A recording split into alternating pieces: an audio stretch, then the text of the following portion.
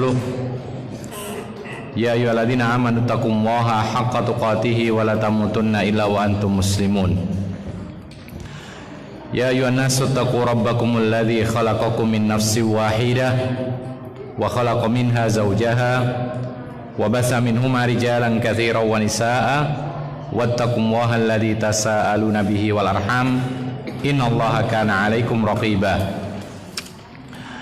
يا أيها الذين آمنوا اتقوا الله وقولوا قولا سديدا يصلح لكم أعمالكم ويغفر لكم ذنوبكم ومن يطع الله ورسوله فقد فاز فوزا عظيما أما بعد فإن أصدق الحديث كتاب الله وخير الهدى هدى محمد صلى الله عليه وسلم وشر الأمور محدثاتها فإن كل محدثة بدعة وكل بدعة ضلالة وكل ضلالة في النار.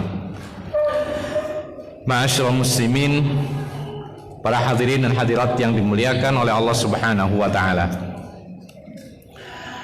Melanjutkan kajian kita masih membahas tentang khasais al-Mustafa. Keistimewaan yang dimiliki oleh Nabi kita Muhammad sallallahu alaihi wasallam. Pada saat yang lalu telah kita sebutkan bagaimana Allah Subhanahu wa taala secara khusus membela Rasulullah sallallahu alaihi wasallam, dan Allah sendiri menghilangkan syubhat dan perkataan-perkataan yang buruk yang disematkan kepada Nabi Muhammad sallallahu alaihi wasallam. Sedangkan nabi-nabi yang lain, maka Allah tidak membela secara langsung, tetapi Nabi kita Muhammad sallallahu alaihi wasallam yang dibela oleh Allah secara langsung. Ma'asyiral muslimin rahimakumullah, berikutnya adalah ikhtisasun Nabi sallallahu alaihi wasallam bi anna Allah ta'ala qaddamahu ala jami'i anbiya'ihi fi dzikri fi aghlabi ayatil Quran. Keistimewaan Nabi Muhammad sallallahu alaihi wasallam yaitu Allah Subhanahu wa taala mendahulukan beliau di atas semua para nabi yang ada ketika hendak menyebutkan para nabi. Maka Nabi Muhammad sallallahu alaihi wasallam didahulukan. Ini dalam kebanyakan ayat-ayat ketika Allah menyebutkan beberapa nama nabi, maka biasanya Nabi Muhammad yang didulukan, padahal Nabi Muhammad urutannya terakhir. Keberadaan di dunia diutus oleh Allah itu paling akhir. Tetapi ketika menyebutkan beberapa nabi dan rasul, maka Allah menyebutkan Rasulullah Muhammad sallallahu alaihi wasallam terlebih dahulu. Dan ini menunjukkan kemuliaan beliau. Sebagaimana Nabi sendiri mengatakan, nahnul akhirun al-awwalun yaumal qiyamah. Kami adalah umat yang terakhir di dunia, tetapi yang pertama kali di akhirat kelak. Yang dimasukkan surga pertama kali adalah Nabi Muhammad dan umatnya. Maka ketika Allah Subhanahu wa taala mengedepankan Nabi Muhammad di atas semua para nabi, ini isyarat kemuliaan yang dimiliki oleh Nabi Muhammad di atas semua para nabi dan rasul.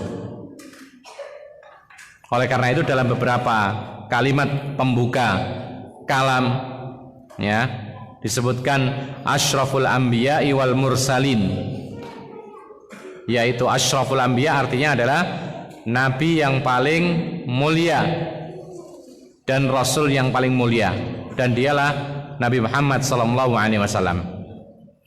Qala ta'ala, ini buktinya ayat menyebutkan inna auhayna ilaika kama auhayna ila nuhin wan nabiyyina min ba'dih wa auhayna ila Ibrahim wa Ismail wa Ishaqa wa Yaquba wal asbab wa Isa wa Ayyuba wa Yunus wa Haruna wa Sulaiman wa ataina Dawuda zabura wa rusulan qad qasasnahum 'alaika min qablu wa rusulan lam naqsusum 'alaik wa kallamallahu Musa taklima. Ayat ini menyebutkan ketika Allah mengatakan sesungguhnya kami wahyukan kepada engkau wahai Muhammad sebagaimana telah kami wahyukan kepada Nabi Nuh dan nabi-nabi setelahnya kami wahyukan kepada Nabi Ibrahim, Ismail, Ishak, terus sebutkan oleh Allah. Tetapi Allah mengedepankan Nabi Muhammad SAW didahulukan dalam penyebutan nama. Seperti Allah mengatakan, Inna auhayna ilaika, sesungguhnya kami wahyukan kepada engkau wahai Muhammad. Baru setelah itu Nuh, kemudian Ibrahim, Ismail, Ishak, dan seterusnya. Maka ini salah satu kemuliaan. Padahal Nabi Muhammad itu adalah diutus terakhir di dunia menjadi Nabi dan Rasul. Bahkan beliau adalah penutup para Nabi dan Rasul. Tetapi ketika menyebutkan para Nabi, maka Nabi Muhammad didahulukan oleh Allah Subhanahu Wa Taala. Kemudian wa qala ta'ala wa idh akhadna minan nabiyyina mitsaqahum wa minka wa min Nuhin wa Ibrahim wa Musa wa Isa bin Maryam wa akhadna minhum mitsaqan ghalidha. Hampir sama ayat ini. Kalau ayat yang pertama tadi surat An-Nisa ayat 163 sampai 64. 163 sampai 164. Nanti bisa dirujuk lagi. Ya, yang pertama tadi Allah menyebutkan Nabi Muhammad, baru kemudian Nuh, Ibrahim, Ismail dalam surat An-Nisa ayat 163 sampai 164. Ayat yang berikutnya surat Al-Ahzab ayat 7. Allah mengatakan yang artinya, ingatlah tatkala kami mengambil perjanjian dari para nabi dan dia itu adalah engkau Muhammad. Disebutkan pertama kali. Wa min Nuh, dan dari Nabi Nuh, wa Ibrahim, dari Nabi Ibrahim, wa Musa, dari Nabi Musa, wa Isa, dari Nabi Isa ibni Maryam, wa akhadna minhum mitsaqan ghalidha, dan kami ambil perjanjian yang kuat dari mereka semua. Allah menyebutkan pertama kali minka, dari engkau wahai Muhammad, baru kemudian menyebutkan Nuh, Ibrahim, dan seterusnya. Intinya dua ayat ini atau dua dalil ini menunjukkan kepada kita bahwa Nabi Muhammad adalah Nabi yang dimuliakan oleh Allah di atas semua para Nabi dan Rasul. Oleh karena itu ketika ingin menyebutkan macam-macam nama Nabi yang telah diutus oleh Allah Subhanahu Wa Taala menjadi Nabi dan Rasul, maka Allah menyebutkan yang pertama kali Nabi Muhammad SAW. Kemudian ikhwan fillah azakumullah, yang berikutnya adalah ikhtisasun Nabi SAW bi imamatil anbiya fi baitil maqdis. Ini juga tidak pernah dilakukan oleh Nabi siapapun dan Rasul siapapun. Nabi Muhammad diistimewakan oleh Allah dengan mengimami para Nabi yang lainnya di Baitul Maqdis, Masjidil Aqsa. Jadi pernah Nabi Muhammad SAW mengimami para Nabi di Masjidil Aqsa, dan itu tidak pernah terjadi pada Nabi selain beliau. Ya, agak terganggu suara anak-anak ini. Bisa yang ngobrol-ngobrol di belakang tolong. Iya. Anak-anak tolong suaranya ya.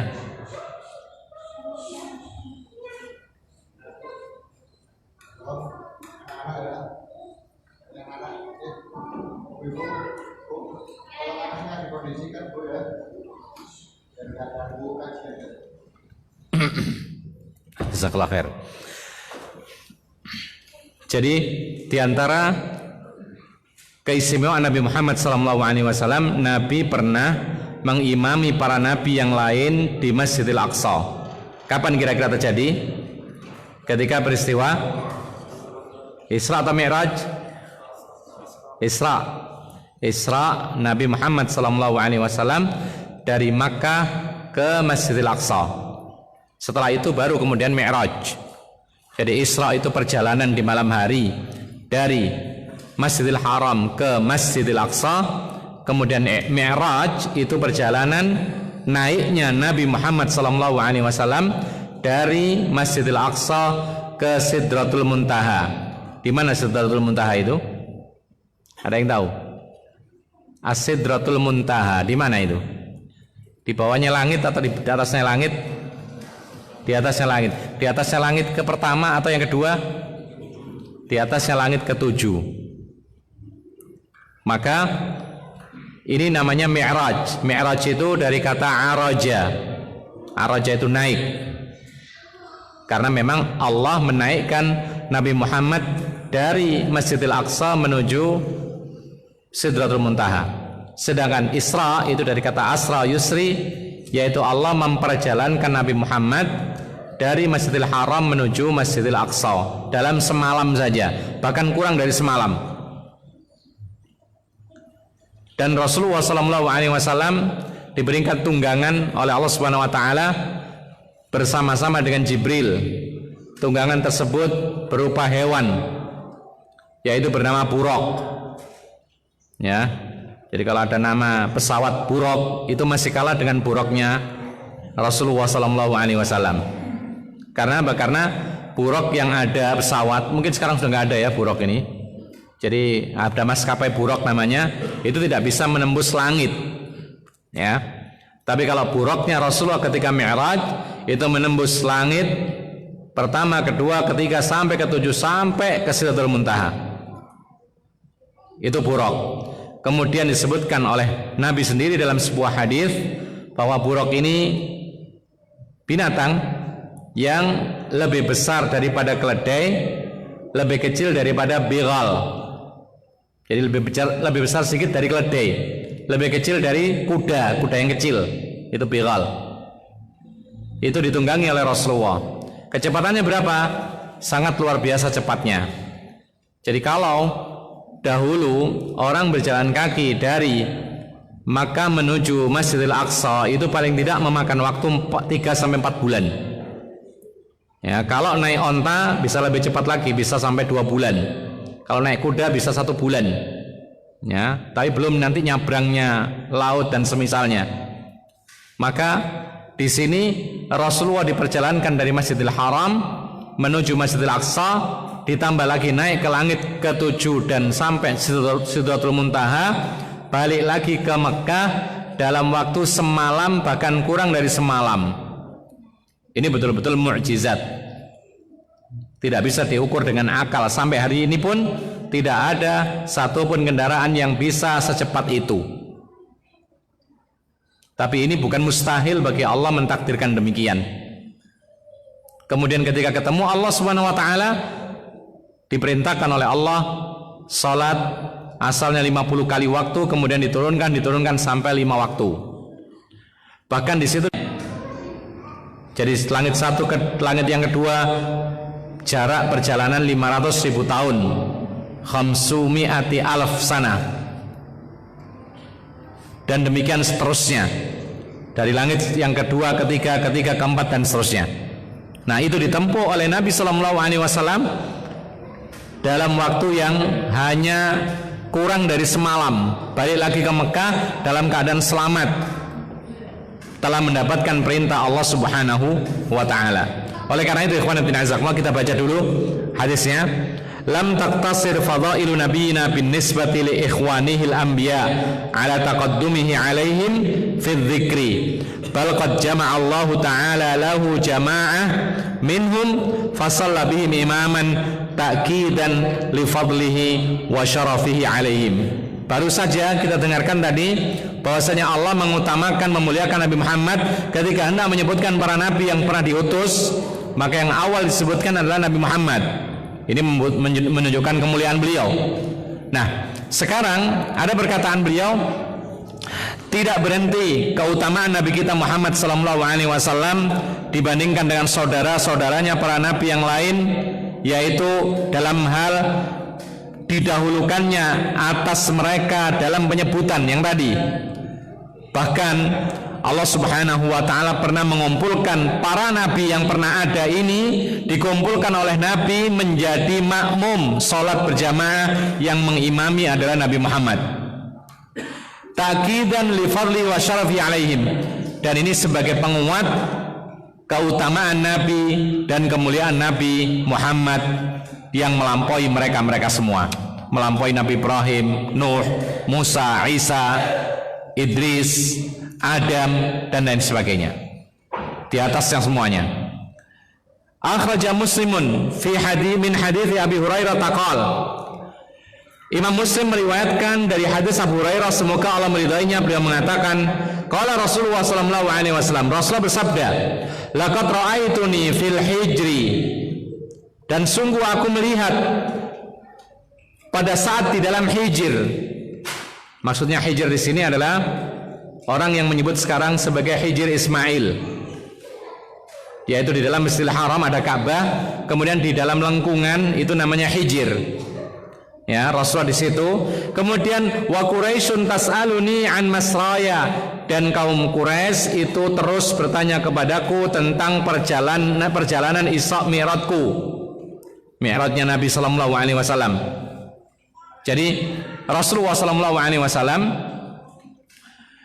tidak diketahui dengan pasti waktunya kapan, bulannya kapan, tanggalnya kapan, bulannya kapan, tahunnya berapa. Yang jelas ini sebelum tahun Hijriyah, karena ini masih berada di Makkah sebelum hijrah. Ya. Ketika Rasulullah SAW baru saja ditinggal mati oleh istrinya Khadijah, padahal yang menopang dakwah yang sangat besar itu adalah Khadijah. Bahkan disebutkan oleh para ulama, Khadijah itu perannya bukan hanya sebagai istri, tetapi beliau adalah istri, bahkan beliau yang mendukung dakwanya Rasulullah dan yang membiayai keperluan Rasulullah ketika berdakwah. Meninggal dunia Khadijah. Tidak lama kemudian, beberapa bulan, maka pamannya yang biasa melindungi dia, Abu Thalib, pun meninggal dunia. Maka tahun tersebut dikenal oleh para ahli sejarah Islam dengan Amul Huzni. Apa artinya? Tahun sedih, tahun kesedihan, kesedihan yang mendalam. Ya, jadi dahulu itu kalau orang-orang kafir Quraisy itu hendak mencelakai Rasulullah, maka langsung Abu Thalib pamannya menghalangi dan melindungi Rasulullah SAW karena ponakannya sendiri. Padahal dia belum masuk Islam. Dihalangi, tetapi tiba-tiba Abu Thalib meninggal dunia. Maka saat itulah kesedihan yang mendalam. Kemudian orang-orang kafir Quraisy mulai berani menyakiti Rasulullah, melontarkan kata-kata yang buruk. Semua perkataan negatif disematkan kepada Nabi Muhammad SAW. Yang penyair, yang tukang sihir, tukang dusta, apalagi orang gila, abtar, ya, sebatang kara, dan lain sebagainya. Ini disematkan kepada Rasulullah. Ditambah tidak ada Khadijah, tidak ada Abu Thalib. Yang ada adalah beberapa sahabat yang tidak banyak. Maka Allah Subhanahu wa ta'ala mentakdirkan terjadinya peristiwa Isra dan Mi'raj. Makanya para ulama mengatakan peristiwa Isra Mi'raj ini adalah yaitu sebagai ganti dari kesedihan Rasulullah dan kesabaran Rasulullah yang luar biasa. Diberikan peristiwa yang luar biasa sebagai bentuk mukjizat, yang mana orang-orang mestinya beriman dengan mukjizat ini. Tapi yang namanya orang kafir, maka mereka tambah kafir. Bahkan ada sebagian orang yang masuk Islamnya itu masih ragu, langsung murtad pada saat Rasulullah menceritakan telah dimi'rajkan oleh Allah Subhanahu wa taala. Langsung murtad. Orang yang kafir tambah kafir. Bahkan ketika mereka mendengar bahwa Nabi Muhammad mengaku telah mengunjungi Baitul Maqdis, ya, kemudian sampai naik ke langit yang ketujuh dan Sidratul Muntaha, maka mereka terbahak-bahak tertawa, tidak berhenti tertawanya. Lalu mereka mengatakan, ini baru-baru benar-benar Muhammad ini sekarang terbukti betul-betul gila. Karena tidak mungkin orang semalam ke Masjidil Aqsa saja nggak mungkin, apalagi ke langit. 3 bulan penuh perjalanan ke Masjidil Aqsa. Nah, kemudian ma'asyiral muslimin rahimakumullah, maka tidak ada keterangan yang pasti tentang bulan apa, tanggal berapa peristiwa Isra Mi'raj. Meskipun orang-orang pada umumnya menganggap peristiwa Isra Mi'raj berlaku atau terjadi tahun berapa atau tanggal berapa? Berapa biasanya? Ada peringatannya berapa? 27 Rajab. Jadi ada peringatan di tempat kita. Dikatakan oleh para ulama, tidak ada satupun dalil yang pasti yang menyebutkan peristiwa itu tanggal sekian. Bahkan ikhwan fillah azakumullah, Imam Al-Hafidh Ibnu Hajar Al-Asqalani pernah menyebutkan dalam kitabnya Fathul Bari tentang bulan apakah kejadian Isra Mi'raj itu. Beliau mengatakan ikhtalafatil aqwal ila asyrati aqwal. Beliau mengatakan dalam Fathul Bari, para ulama berbeda pendapat tentang penentuan bulan yang terjadi di dalamnya itu Mi'raj atau Isra Mi'raj itu menjadi 10 pendapat. Jadi ada yang berpendapat Ramadan, ada yang berpendapat Syawal, ada yang berpendapat Dzulhijjah. Lalu ada pendapat terakhir disebutkan Rajab. Dan beliau mengatakan, subhanallah, beliau mengatakan, dan pendapat yang paling jauh dari kebenaran, paling lemah adalah pendapat Rajab. Paling lemah, karena paling jauh dari keterangan-keterangan sejarah. Tapi justru malah di tempat kita dibuat menjadi hal yang masyhur, bahkan menjadi peringatan. Tidak ada peringatan Isra Mi'raj kecuali di bulan Rajab. Bahkan kalau lewat Rajabnya sudah tidak boleh mengadakan peringatan Isra Mi'raj. Peringatan Isra Mi'raj sendiri juga Nabi tidak pernah merayakannya, para sahabat tidak pernah, para imam juga tidak pernah. Nah, artinya di sini bukan berarti kemudian yang penting itu peringatannya, tetapi isi makna daripada Isra Mi'raj itu apa? Di antaranya nanti ada keterangan bahwasanya hal itu menunjukkan pentingnya amududdin, yaitu salat 5 waktu. Ma'asyiral muslimin rahimakumullah, bahkan sebagian para ulama menyebutkan kenapa ada orang kok mengatakan Isra Mi'raj itu pada bulan Rajab, padahal ini adalah pendapat yang paling lemah. Ternyata yang menguatkan pendapat bahwa Isra Mi'raj terjadi pada bulan Rajab itu bukan seorang ulama, tetapi qasun atau ahadul qussas, tukang cerita. Ya, kalau tukang cerita itu hebat, kalau cerita mantap, menakjubkan, membuat hati ini terbawa. Ini tukang cerita biasanya. Meskipun apa? Meskipun ceritanya tidak jelas, yang penting bagus. Itu tukang cerita. Beda dengan ulama.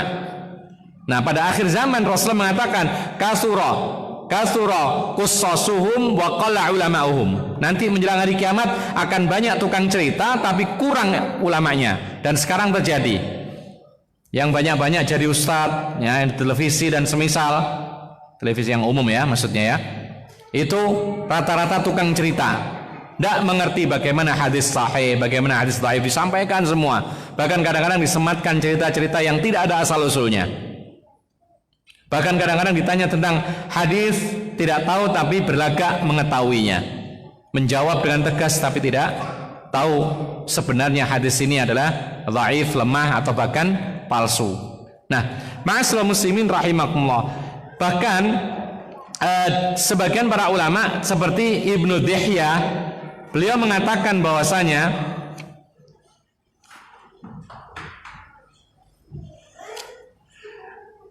pendapat yang mengatakan bahwa Isra Mi'raj itu bulan Rajab itu disampaikan oleh tukang cerita, dan ini pun juga termasuk pendapat yang sangat lemah. Seperti juga dikatakan oleh Bakar Abu Zaid, beliau juga mengatakan bahwasanya termasuk yang paling lemah pendapat tentang kapan terjadinya Isra Mi'raj. Maka ada yang mengatakan Rajab, ini adalah perkataan yang paling lemah. Namun ma'asyiral muslimin rahimahullah, sekarang bulan apa ini? Bulan Hijriahnya apa sekarang? Sudah Rajab belum? Belum ya? Jumatul Akhir. Baik, berarti setelah ini baru Rajab, baru kemudian Sya'ban. Tapi di hadapan kita nanti ada bulan Rajab. Lalu apakah ada keistimewaan bulan Rajab? Dijawab oleh para ulama bahwasanya rata-rata hadis-hadis tentang keutamaan bulan Rajab itu tidak lepas dari hadis-hadis yang dhaif. Kalau tidak dhaif maka dhaifun jiddan. Apa dhaif? Lemah. Kalau dhaifun jiddan, lemah sekali. Kalau tidak dhaifun jiddan dan dhaif, maka maudhu', palsu. Ada sebuah kutaib kitab kecil yang ditulis oleh Al-Hafidz Ibnu Hajar Al-Asqalani, khusus membahas tentang hadis-hadis yang datang tentang keutamaan bulan Rajab. Beliau membuat judul kitab ini dan sekaligus ini menjelaskan apa isinya. Apa itu? Dia mengatakan dalam judulnya Tabyinul Ujab mimma warada fi fadli Rajab, penjelasan yang menakjubkan dari hadis-hadis tentang keutamaan bulan Rajab. Beliau simpulkan hadis-hadisnya tidak luput, kalau tidak dhaif maka palsu. Jadi tidak ada satupun hadis tentang keutamaan Rajab yang sahih, semuanya dhaif. Apalagi dalam amalan-amalan seperti salat raghaib, kemudian juga puasa khusus beberapa hari di awal Rajab, ini semuanya tidak ada keterangan dalam hadis yang sahih. Cuman para ulama mengatakan boleh seseorang itu memperbanyak amal saleh ketika bulan Rajab, tapi jangan diniatkan mengkhususkan bulan Rajab, tapi niatkan memperbanyak amalan di bulan haram. Karena Rajab termasuk bulan istimewa, yaitu bulan haram. Rasulullah ketika ditanya apa saja al-ashhurul hurum itu apa Rasulullah, bulan-bulan haram itu apa saja Rasulullah, Rasulullah mengatakan apa? Yang pertama adalah Dzulqa'dah, Dzulhijjah, Muharram, yang keempat Rajab. Apa keutamaannya bulan-bulan haram ini? Amalan dilipat gandakan pahalanya dan dosa diperberat oleh Allah Subhanahu wa taala. Oleh karena itu, para ulama mengatakan ada keistimewaan bulan-bulan suci ini, bulan yang diharamkan ini, seperti dilarang berperang. Ya, dihindari di bulan suci atau bulan yang diharamkan ini. Nah, ma'asyiral muslimin rahimakumullah, kita lanjutkan apa yang disampaikan dalam kisah Mi'rajnya Nabi sallallahu alaihi wasallam. Fasa'alatni an asya'a min baitil maqdisi lam asbutha fakaribtu qurbatan ma karibtu mithlaha qat. Jadi Rasulullah ketika datang dari Mi'raj setelah mendapatkan perintah sholat, jadi sebelumnya kisahnya adalah ketika naik ke langit yang pertama, kemudian minta izin dibukakan, maka dibukakan, kemudian ketemu salah seorang nabi, diantaranya Nabi Adam, kemudian mengucapkan salam, dijawab salam. Terus naik langit kedua, ketemu nabi yang lain, mengucapkan salam terus sampai naik ke langit ketujuh, kemudian ke Sidratul Muntaha. Ya, kemudian barulah berbicara dengan Allah. Apakah Rasulullah melihat langsung Allah atau tidak? Jawabannya Rasulullah ketika ditanya demikian, nurun anna arah. Beliau mengatakan, nur yang ada yang aku lihat hanyalah nur, cahaya, tidak mungkin aku bisa melihatnya saat itu. Karena pernah Musa alaihissalam minta supaya bisa melihat Allah, maka ketika Allah menampakkan cahayanya, hancurlah gunung, kemudian Nabi Musa pingsan, ya, fakharra sa'iqan, jadi pingsan, jadi tidak mampu bertemu dengan Allah di dunia. Itu nanti di akhirat ketika kita orang-orang yang beriman. Dan itu termasuk nikmat yang paling agung, yaitu melihat Allah Subhanahu wa taala. Tidak ada nikmat yang lebih nikmat kecuali melihat Allah Subhanahu wa taala. Mudah-mudahan kita diberikan nikmat ini di akhirat kelak. Nah, ma'asyiral muslimin rahimakumullah, ketika Rasulullah sallallahu alaihi wasallam sebelum naik ke langit ketujuh, maka Rasulullah dimampirkan ke Masjidil Aqsa mengimami salat semua para nabi yang hadir saat itu. Sekarang pertanyaannya, lu nabi kan sudah meninggal dunia, para nabi, ya kan? Nabi Musa, Nabi Adam, Nabi Nuh, Nabi Saleh, semuanya sudah mati. Tapi kenapa peristiwa Mi'raj atau Isra Mi'rajnya Nabi, Nabi mengimami para nabi di Masjidil Aqsa? Maka dijawab oleh para ulama, innallaha qadirun ala kulli syai'. Allah itu maha mampu membuat sesuatu apapun yang mustahil bagi manusia. Memang Nabi semua telah mati kecuali Nabi Isa, tapi Allah mampu menghidupkan saat itu, kemudian diletakkan di Masjidil Aqsa, kemudian dipertemukan dengan Nabi Muhammad SAW. Lalu Rasulullah mengimami mereka. Tidak ada yang mustahil bagi Allah. Menciptakan baru yang dahulunya tidak ada saja mampu, apalagi sekedar mengulangi ciptaan, mengembalikan ciptaan, menghidupkan lagi, lalu mematikan lagi. Ini lebih mudah bagi Allah. Karena menciptakan baru itu lebih susah, tapi Allah itu mampu dan tidak ada susah bagi Allah, apalagi sekedar menghidupkan kembali yang sudah mati. Lebih mudah lagi bagi Allah. Itu jawabannya. Makanya ada riwayat-riwayat Rasulullah pernah melihat surga, ya, dalam keadaan sadar. Rasulullah melihat surga. Lalu bagaimana? Ya sudah ditampakkan oleh Allah surga di hadapan matanya. Tidak mustahil bagi Allah. Allah qadirun ala kulli syai'. Allah itu mampu segala sesuatu. Kita tidak mampu. Itulah keyakinan orang yang beriman. Yu'minuna bil ghaib, yaitu iman terhadap perkara-perkara yang gaib asalkan itu adalah wahyu. Karena wahyu tidak akan pernah salah, sedangkan manusia kadang-kadang bersalah.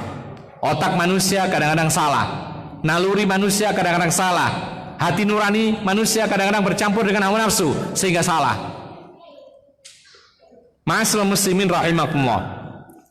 Maka tatkala selesai mendapatkan wahyu salat, ya, kemudian Rasulullah dikembalikan ke Makkah, kemudian bercerita kepada kaumnya, maka kebanyakan orang ingkar kepada Rasulullah SAW.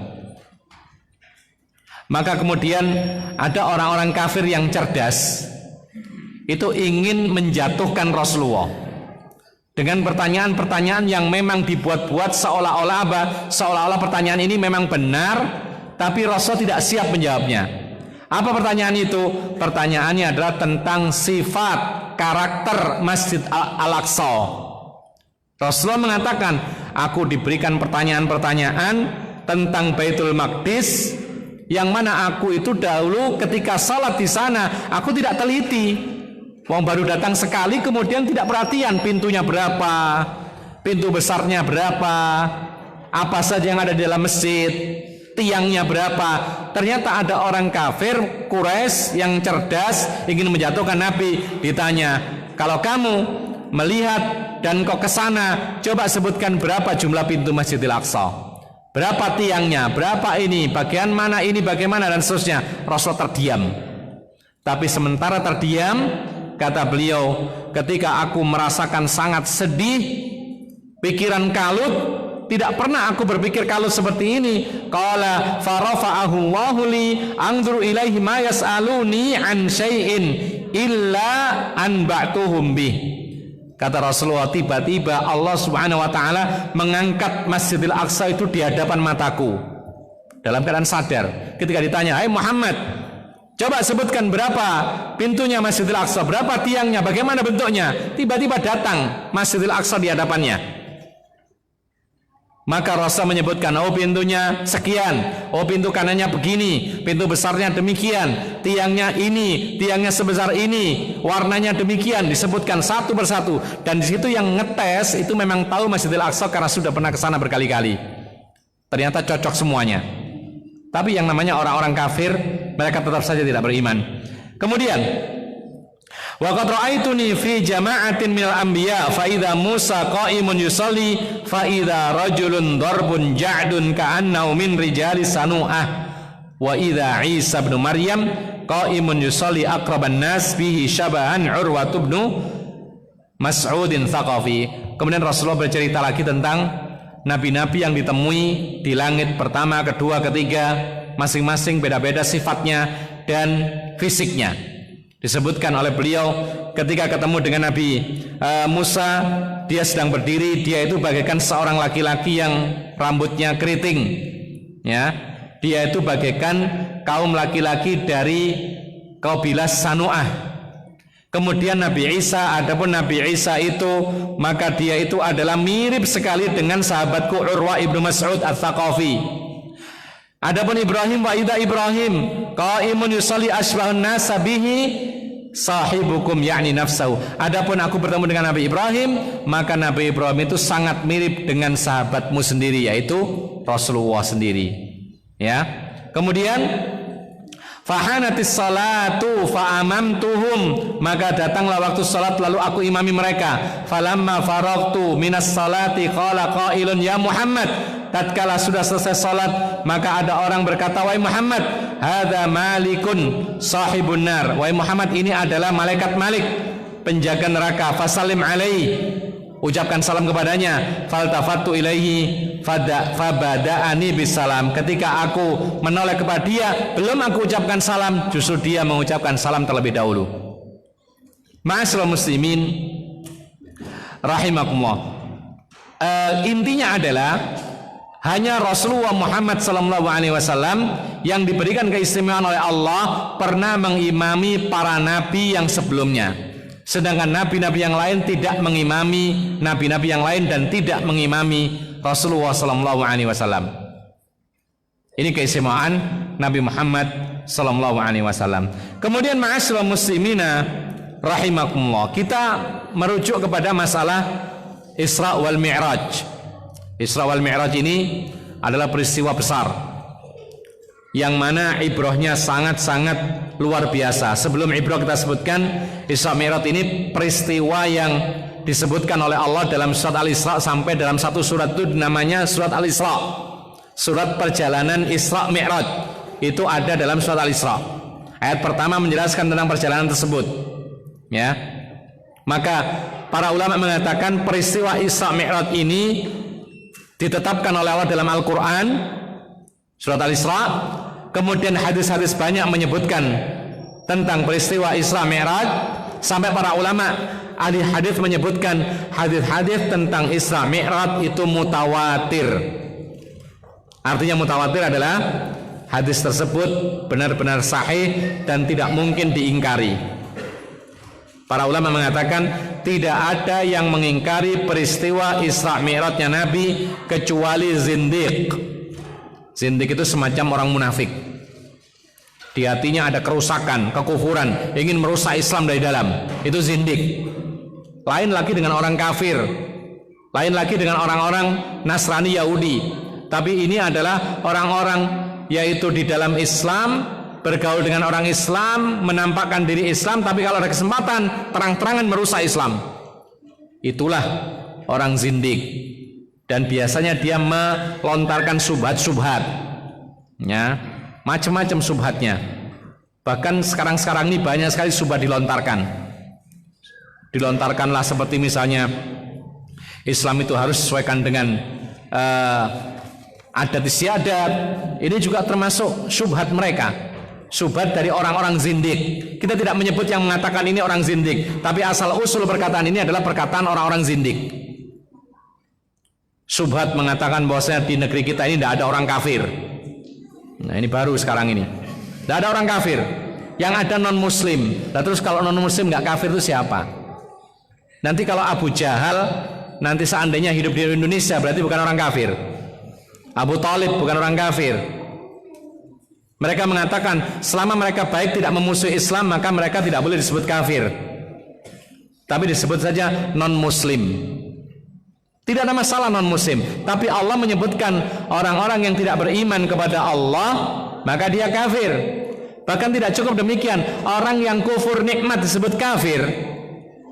Kenapa kita harus menghindari kalimat kafir? Bahkan ikhwan fillah azakumullah, kalau dibalik pun kita ini juga kafir kepada taghut, kan gitu. Wa may yakfur bit taghut wa yu'min billah faqad istamsaka bil urwatil wuthqa. Siapa yang ingkar kepada taghut, beriman kepada Allah. Jadi orang mukmin pun orang kafir, kafir kepada taghut. Nah, orang kafir ya kafir kepada Allah. Makanya para ulama mengatakan kategori kafir kalau secara bahasa menutup, artinya apa? Menutup hati dari hidayah. Tapi secara maknawi, secara istilah, kafir itu adalah orang-orang yang mengingkari salah satu rukun iman. Itu kafir. Ya, rukun iman diantaranya adalah iman kepada Allah. Kalau mereka beriman kepada Allah, masuk yang kedua, beriman kepada apa setelah Allah? Rasulnya Muhammad SAW. Mereka tidak mau beriman kepada Rasulullah, berarti kafir. Ya. Ada lagi orang beriman kepada Allah, beriman kepada Rasulullah, tapi tidak percaya akhirat, kafir. Meskipun tidak memerangi orang Islam. Karena itulah kategori dalam Al-Quran. Kemudian Termasuk di antara orang kafir. Andaikan 6 rukun iman ini diyakini, tapi mengingkari kewajiban atau salah satu kewajiban dalam agama Islam yang telah diketahui secara pasti, maka dia pun kafir. Mengingkari sholat atau mengingkari wajibnya sholat, hukumnya kafir. Al-ahdul ladzi bainana wa bainahum as-salatu faman tarakaha faqad kafar. Batas pembeda antara kita dengan mereka orang kafir adalah salat. Siapa yang meninggalkannya secara total, salat adalah orang kafir. Jadi ikhwan fillah azakumullah, kadang-kadang karena alasan persatuan demi kerukunan, tetapi tidak digubris kesesatan. Kemudian dihindari kesesatan, dihindari kemudian perbedaan masalah akidah, keyakinan dan semisalnya. Justru terjadinya peperangan antara muslim dengan kafir, antara Rasulullah dengan orang-orang kafir, bahkan antara Rasulullah dengan pamannya sendiri, bunuh-bunuhan.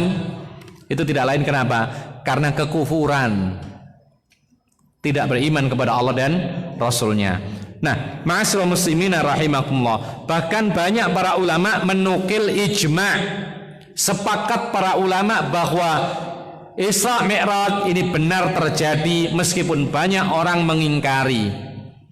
Kita katakan tadi yang mengingkari kebenaran Isra Mi'raj itu tidak lain adalah zindik. Kalau dahulu orang-orang aklani, orang-orang ahli rasio yang mengingkari juga, ini nomor 2 setelah orang zindik, kemudian orang-orang aklani, ahli rasio, ya. Tapi sekarang mulai orang-orang yang ahli rasio ini mulai reda. Kenapa demikian? Dengan teknologi canggih mereka bisa memikirkan bahwa oh iya benar, ya, yang dulu mustahil bisa terjangkau. Jadi dahulu tidak terpikir naik pesawat, naik jet, tapi sekarang sudah ada pesawat, sudah jet. Mulai terbuka pikiran orang-orang yang aklani.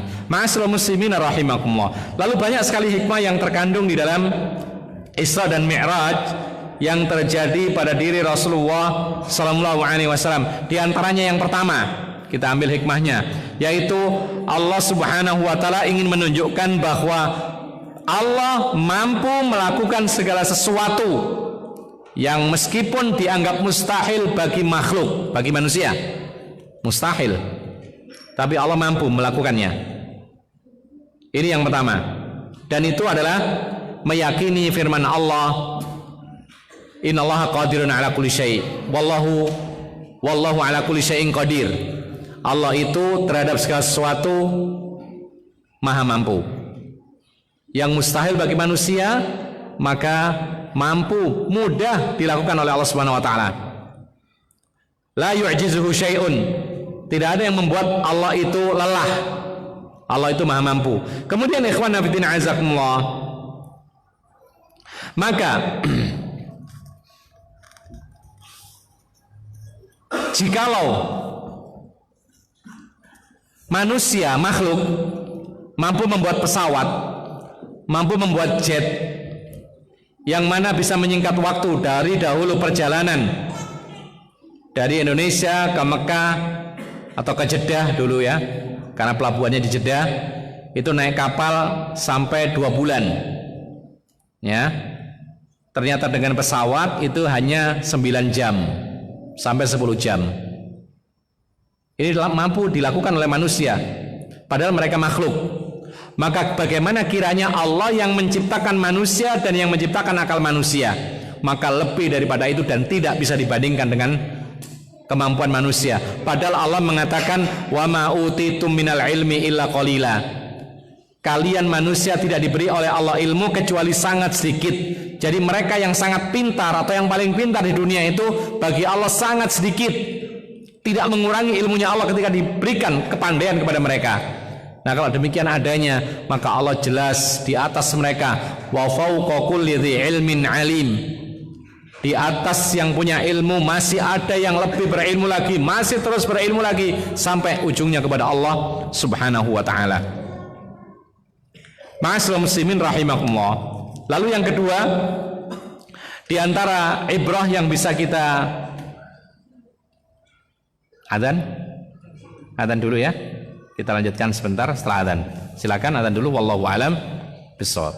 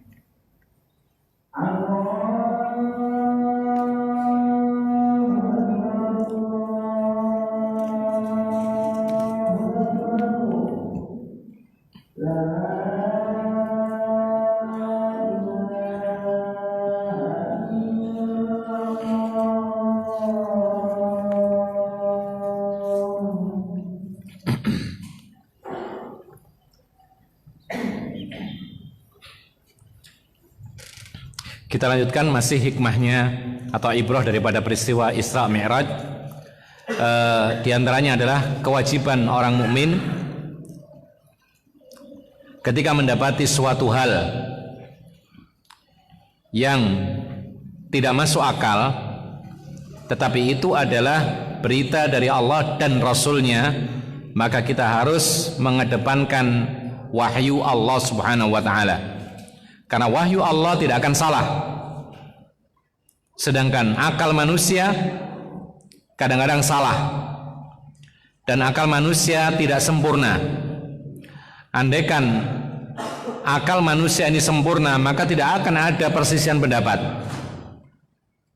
Sebagaimana Al-Quran, karena semuanya benar, datang dari Allah, tidak pernah ada yang bertolak belakang, pertentangan. Oleh karena itu, ikhwan fillah azakumullah, maka ini termasuk bagian daripada iman orang yang beriman terhadap kabar Allah dan berita dari Rasulullah. Harus kita imani meskipun tidak masuk akal, karena akal serba terbatas. Akal ini kadang salah, akal ini kadang tidak mampu menjangkau. Tapi kalau wahyu itu benar dari Allah, tidak pernah salah. Oleh karena itu, ikhwan fillah azakumullah, sampai Syekhul Islam Taimiyah membuat sebuah kitab yaitu tentang daf'u ta'arudil aqli wan naqli, mencegah adanya ta'arud, bertolak belakang, pertentangan antara akal dengan nas. Artinya apa? Akal kalau betul-betul sehat, akal kalau betul-betul lurus, itu tidak akan bertolak belakang dengan nas, dalil. Sama dengan Isra Mi'raj, kalau kita akal kita lurus, kalau kita akal kita sehat, maka pasti menerima peristiwa ini dengan benar, dengan baik. Kenapa demikian? Karena ternyata ini adalah mukjizat Allah yang diturunkan kepada Nabi kita Muhammad SAW. Kalau kita tidak mengimani sesuatu yang tidak masuk akal, maka kita menjadi orang ingkar. Kita tidak akan mengimani yang namanya azabul kubur, karena tidak bisa kita lihat dengan mata. Kita tidak akan mengimani malaikat yang katanya dalam Al-Quran itu memiliki sayap, masna wa thulatha wa ruba, 22, 33, 44, memenuhi ufuk. Sayapnya tidak bisa kita lihat, berarti kita ingkari, padahal itu termasuk rukun iman. Kita tidak akan mengimani nanti menjelang akhir hayat atau menjelang hari kiamat akan diutus manusia yang luar biasa fitnahnya, yaitu Dajjal, yang bisa menghidupkan orang mati, yang mematikan orang hidup. Ini mustahil bagi kita. Mustahil sekarang ini orang menghidupkan orang mati, tidak ada sekarang, mustahil. Tapi nanti pada menjelang hari kiamat Dajjal bisa, kita harus imani. Adapun kalau sekarang tidak usah kita imani. Kalau ada orang mengatakan, mengklaim bisa menghidupkan orang mati, itu bohong. Beberapa saat yang lalu ada viral ya, di Afrika sana ada pendeta itu menghidupkan orang yang sudah mati. Ternyata ketahuan dia ini rekayasa. Jadi ternyata beritanya yang benar itu adalah orang ini disangka meninggal, ternyata tidak meninggal, mati suri ya. Kemudian ternyata sadar, terus disembunyikan sadarnya. Kemudian dijadikan kesempatan oleh pendeta ini untuk mengundang orang-orang banyak, lalu dia mengklaim bahwa dia bisa menghidupkan orang mati. Ditata sedemikian rupa, kamerakan, kemudian orang-orang menjaga jangan sampai menyentuh mayat ini, tapi dia sudah hidup. Kemudian disentuh dengan diteriaki, hiduplah, hidup dia, langsung bisa berjalan. Tapi ternyata kemudian akhirnya sekarang si pendeta ini diadili. Karena apa? Karena dia mengklaim suatu mukjizat padahal tidak ada mukjizat bagi dia. Nah, tapi nanti menjelang hari kiamat akan ada Dajjal yang bisa menghidupkan orang mati. Ini hak betul adanya. Ini fitnah bagi orang yang beriman, dan itu harus kita imani. Kemudian ikhwan fillah azakumullah, kisah Isra Mi'raj ini isyarat keutamaan yang namanya Ardhun Mubarak, yaitu negeri yang diberkahi oleh Allah Subhanahu wa taala, yaitu disebut dengan Al-Quds, atau bahasa yang lain Al-Aqsa. Ini tempat yang mulia. Apa kemuliaan Al-Aqsa? Satu, disebutkan oleh para ulama, pernah menjadi kiblatnya kaum muslimin di awal-awal Islam. Pernah menjadi kiblat. Sampai kemudian di tengah salat maka Allah menurunkan ayat, ya, wa min haitsu kharajta fawalli wajhaka syatral masjidil haram. Sekarang dirubah, menghadaplah ke Masjidil Haram. Maka pernah ada satu jamaah dikabari orang bahwasanya Nabi telah mendapatkan wahyu merubah arah kiblat, maka mereka sedang salat memutar.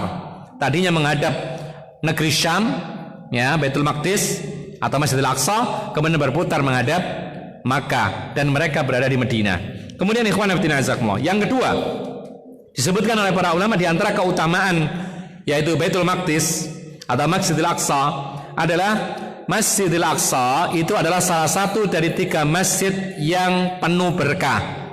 Apa keberkahannya 3 masjid ini? Masjid yang pertama Masjidil Haram, 1 kali salat di dalamnya pahalanya dilipat gandakan lebih dari 100.000 kali salat di masjid lain.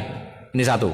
Yang kedua Masjid Nabawi, 1 kali salat di dalamnya dilipat gandakan pahalanya lebih dari 1000 kali lipat salat di masjid yang lain. Yang ketiga ini dia Masjidil Aqsa, 1 kali salat di Masjidil Aqsa, ya, itu pahalanya dilipat gandakan oleh Allah lebih dari 500 kali lipat dari salat di masjid yang lain. Makanya kalau kita misalnya ingin jalan-jalan setelah umroh, kan kalau kita umroh kan ke Mekah, ya, tanggung kalau ke Mekah saja, mampir ke Madinah karena di sana ada fadilah 1 kali salat di Masjid Nabawi itu lebih pahalanya dari 1000 kali lipat salat di masjid yang lain, menyempatkan ke Madinah. Setelah itu pikirkan yang lain apa, jangan mikir jauh-jauh keluar atau tambah lagi paketnya ke Dubai, tambah lagi ke Turki, tambah lagi ke mana, lalu ditinggalkan Al-Aqsa. Ini keliru, ya. Kalau bisa Aqsa dulu, karena itu yang syar'i. Karena salat di dalamnya sekali dilipat gandakan oleh Allah lebih dari 500 kali lipat daripada salat di masjid yang lain. Baru kemudian yang lain-lainnya itu mubah, tapi yang syar'i didulukan. Karena kita lihat ada sebagian orang yang banyak hartanya, itu kalau umrah tidak cukup Makkah Madinah, tapi langsung terus ke Dubai, ke mana, Turki dan lain sebagainya. Yang dilihat tidak ada sesuatu yang nilai ibadahnya nggak ada. Bahkan masjid di sana tidak ada kelebihan daripada masjid-masjid yang disebutkan tadi. Nah, Masjidil Aqsa adalah salah satu masjid yang istimewa yang penuh berkah. Yang ketiga, Allah menyebutkan bahwasanya yaitu Baitul Maqdis dan sekitarnya itu adalah tempat yang diberkahi. Allah mengatakan subhanalladzi asra bi 'abdihi lailan minal masjidil harami ilal masjidil aqsa alladzi barakna haulaha. Maha suci Allah yang telah memperjalankan Nabi Muhammad di malam hari dari Masjidil Haram ke Masjidil Aqsa yang kami berkahi apa-apa yang ada di sekitarnya. Jadi tempat yang berkah adalah Masjidil Aqsa karena memang di situ pahalanya berlipat. Kemudian sekitar Masjidil Aqsa, sebagian para ulama mengatakan negeri Syam seluruhnya, sebagian mengatakan tidak jauh-jauh dari Masjidil Aqsa, itulah yang diberkahi oleh Allah Subhanahu wa taala. Ma'asyiral muslimina rahimakumullah. Disebutkan yang berikutnya keutamaan Masjidil Aqsa adalah Masjidil Aqsa atau Al-Baitul Maqdis adalah tempat berkumpulnya para nabi ketika Rasulullah mengimami tadi. Yang kedua, tempat berkumpulnya para nabi ketika Allah menyelamatkan para nabi, seperti yang disebutkan oleh Allah Subhanahu wa taala yaitu di dalam surat Al-A'raf ayat 137. Allah Subhanahu wa taala memberikan negeri Syam ini kepada Nabi Musa. Nabi Sulaiman juga demikian. Kemudian di dalam surat Al-Anbiya ayat 81 Allah menegaskan tentang Nabi Sulaiman. Akhirnya kemudian dia tinggal di negeri Syam. Kemudian Allah pun pernah menyelamatkan Nabi Lut dari gangguan orang-orang yang ingkar kepada Allah. Kemudian diselamatkan, diletakkan di negeri Syam. Maka dari itu Syam secara umum ini negeri yang diberkahi oleh Allah Subhanahu wa taala. Kemudian ikhwan fillah azakumullah, yang terakhir, masih banyak sebenarnya hikmah daripada Isra Mi'raj, tapi terlalu panjang, kita tidak ingin terlalu panjang. Kita katakan bahwasanya peristiwa Isra dan Mi'raj ini manfaat yang paling besar bagi orang-orang yang beriman, menunjukkan keagungan dan pentingnya salat 5 waktu. Peristiwanya itu, atau Allah SWT memerintahkannya itu, pertamanya 50 kali. Kemudian turunlah Nabi, ketemu Nabi Musa, disuruh balik lagi 50 banyak, umatmu gak akan sanggup. Dan ternyata betul, 5 saja kadang-kadang bolong. 50 tidak akan sanggup, balik lagi minta keringanan, dikasih 40, minta keringanan lagi, dikasih 30, sampai akhirnya apa? 10, masih minta keringanan lagi, disuruh oleh Musa. Kemudian diturunkan menjadi 5. Ketemu Nabi Musa, ditanya, berapa Allah memerintahkan salat untuk umatmu? 5 kali dalam sehari semalam. Kata Nabi Musa, balik lagi, umatmu kesulitan nanti. Maka Rasulullah mengatakan, saya sudah malu, sudah sering minta keringanan. Kemudian Allah telah mengatakan bahwasanya ya khamsun wa hiya khamsun, atau kama qala sallallahu alaihi wasallam, 5 itu salatnya tetapi pahalanya 50 kali. Artinya kalau kita salat 5 waktu tepat, itu sama dengan kita salat 50 kali, seperti zamannya Nabi Musa. Makanya para ulama mengatakan ini termasuk keringanan Islam, keringanan agama Islam yang terakhir ini. Salat cuma 5, sementara pada zaman Nabi Musa itu telah dicoba salat 50 waktu, ternyata Bani Israel tidak sanggup melaksanakannya. Jadi kita ringan, alhamdulillah. Tidak ada salat yang wajib kecuali 5, yang lebihnya sunnah dalam sehari semalam. Salat itu adalah perkara yang sangat-sangat penting, bahkan ibadah yang paling agung secara zahir, yang kelihatan itu adalah salat. Oleh karena itu, alangkah pentingnya salat sampai-sampai Allah harus memerintahkan salat ini di tempat yang paling tinggi, di Sidratul Muntaha. Tidak ada perintah-perintah kewajiban yang lain, puasa, zakat, haji, tidak diperintahkan di atas langit seperti ini, tapi hanya salat yang diperintahkan. Yang kedua, Allah Subhanahu wa taala ya mewajibkan salat tanpa perantara. Sementara puasa, haji, zakat itu semuanya perintah-perintah ada perantara malaikat Jibril, wahyunya disampaikan kepada Jibril baru kepada Nabi Muhammad.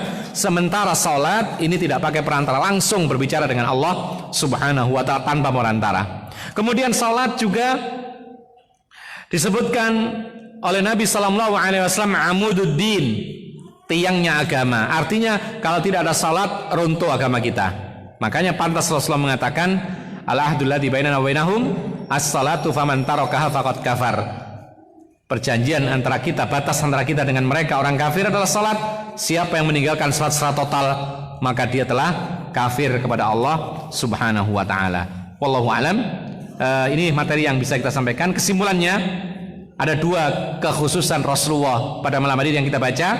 Yang pertama, bahwa Allah Subhanahu wa taala ketika menceritakan nama-nama para nabi dalam Quran, maka Allah mendahulukan Nabi Muhammad sallallahu alaihi wasallam sebelum mereka. Lalu yang kedua, Rasulullah dikhususkan oleh Allah pernah mengimami salat semua para nabi yang ada, yaitu di Masjidil Aqsa. Wallahu alam. Kemudian kita buka sesi tanya jawab sebentar. Saya pernah membaca bahwa Rasulullah menggambarkan Sidratul Muntaha seperti pohon yang rindang. Apakah benar? Ya, dalam riwayat demikian. Kita tidak membaca secara detail ya tentang Mi'raj atau tentang Isra Mi'raj karena hadisnya sangat panjang. Ini disingkat oleh mu'alif. Karena bahasan kita bukan Isra Mi'raj. Ini nanti lain waktu saja mungkin membahas tentang Isra Mi'raj. Ini kaitannya dengan akidah biasanya disampaikan. Ya. Tapi kita membahas khasais, keistimewaan Rasulullah. Memang ada beberapa hal di antara sifatnya Sidratul Muntaha seperti pohon yang rindang yang besar. Kemudian ada lagi disebutkan di atasnya langit ketujuh ada laut. Itu ada demikian dalam hadis yang sahih. Kemudian di atasnya laut itu ada arsy, ya. Demikian seterusnya perinciannya ada dalam hadis Bukhari dan Muslim dan yang lainnya. Ketika peristiwa Isra Mi'raj, ya, Isra dan Mi'raj, ya. Jadi bukan digandeng Isra Mi'raj ya yang benar, Isra wa Mi'raj. Karena berbeda, Isra itu perjalanan dari Masjidil Haram ke Masjidil Aqsa, Mi'raj itu dinaikkannya Rasulullah dari Masjidil Aqsa ke Sidratul Muntaha. Ketika peristiwa Isra dan Mi'raj, ketika Rasulullah melihat beberapa tingkatan surga, nah ini juga termasuk perincian tentang peristiwa Isra Mi'raj. Rasulullah melihat beberapa tingkatan surga, maka ada nabi sebelum beliau di surga. Ada nabi sebelum beliau di surga. Bagaimana korelasi dengan peristiwa Padang Mahsyar ketika para nabi di Padang Mahsyar? Ya. Jadi di Padang Mahsyar tidak ada yang mau atau tidak ada yang diizinkan untuk berbicara kecuali Rasulullah. Maka Rasulullah yang memberi syafaat semua makhluk yang semuanya merasa berat, tidak tenang. Mereka memikirkan nasib masing-masing, maka Rasulullah yang berhak memberi syafaat, diizinkan oleh Allah Subhanahu wa taala, sehingga dimulailah perjalanan akhirat berupa hisab dan seterusnya. Kemudian sampai di ujungnya yang memegang kunci surga adalah Rasulullah, bukan manusia yang lain, Rasulullah. Ini keistimewaan juga nanti akan ada. Ya, jadi nggak boleh kita menyebut ada orang, oh ini pemegang kunci surga, haram hukumnya, nggak boleh. Ya, yang memegang kunci surga hanyalah Rasulullah, karena Rasulullah yang membuka pintu surga, beliau yang pertama masuk, kemudian umatnya, ya, kemudian baru nabi-nabi yang lain dan umatnya masing-masing. Nah sekarang bagaimana ketika peristiwa Mi'raj, Rasulullah melihat tingkatan-tingkatan surga, bahkan ada nabi-nabi yang masuk surga? Jawabannya adalah ini menjelaskan tentang kedudukan para nabi di surga, bukan menjelaskan tentang urutan masuknya. Ya, bukan menjelaskan urutan masuknya. Jadi Allah menggambarkan ini loh surga dan ini isinya. Bahkan di sana diperlihatkan neraka. Bahkan Allah memperlihatkan bagaimana siksa masing-masing orang. Ada orang yang suka berzina, siksanya luar biasa. Ada orang yang suka mengghiba, ya, dusta, menggunting lidahnya sendiri, ya, dan lain sebagainya. Jadi ini Allah memperlihatkan inilah surga dan isinya begini. Tapi Allah tidak menjelaskan urutan yang masuk siapa. Urutan yang masuk adalah Rasulullah dan umatnya, yaitu umat Islam. Wallahu alam bissawab. Ya. Ada yang lain barangkali?